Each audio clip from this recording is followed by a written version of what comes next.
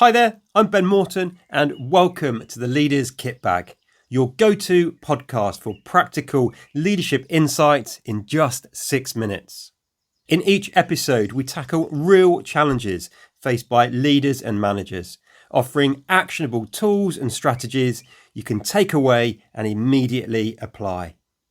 And because leadership doesn't happen in a studio, these episodes are mostly recorded outside on the move. They're raw, unscripted, and straight to the point. So, wherever you are, let's dive in and sharpen your leadership skills 6 minutes at a time. If your boss is a poor leader, it is undoubtedly harder for you to lead your team well. But it is still absolutely possible. There is always stuff that we can control and stuff that we can influence so we can be the most effective leader possible for our team. The best leaders and managers are, therefore, highly skilled at managing both upwards and down. And that's what we're going to talk about in today's episode of the Leaders Kitbag. Managing up isn't just about office politics or our own personal ambition. It is a key part of being an effective leader. And in this episode, I've got 3 tips to help you when you are working for a leader who, let's say, isn't the best. Number 1 is to clarify the bigger picture. When you are being given tasks to complete or objectives to hit and deliver, make sure you are, in a respectful way, asking your boss lots of clarifying questions and frame them in a way so you are demonstrating your support to them in a way that benefits them. You could do that, for example, by saying, to ensure that the team stay focused and deliver what it is you ultimately want, can you help me understand where this objective fits into the bigger picture?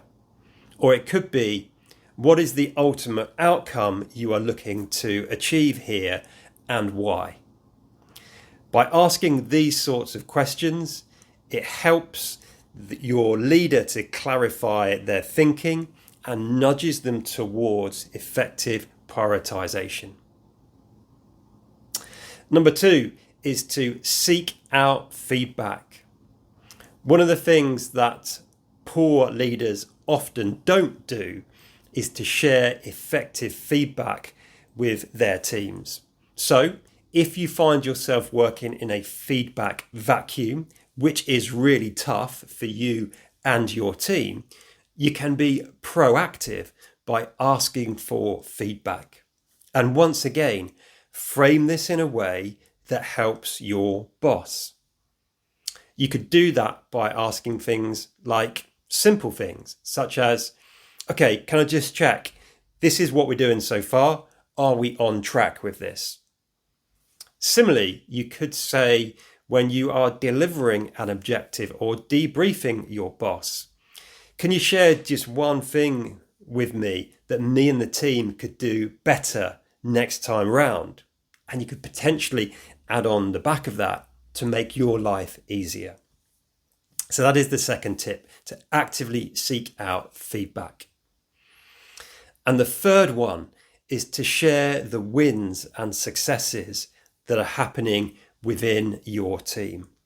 And again, you're starting to understand how if you frame this right, this is going to help make your boss look good.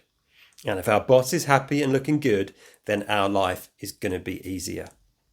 So you might want to share the wins and successes around targets that you have hit, feedback the team has received, even training and development you have done with the team.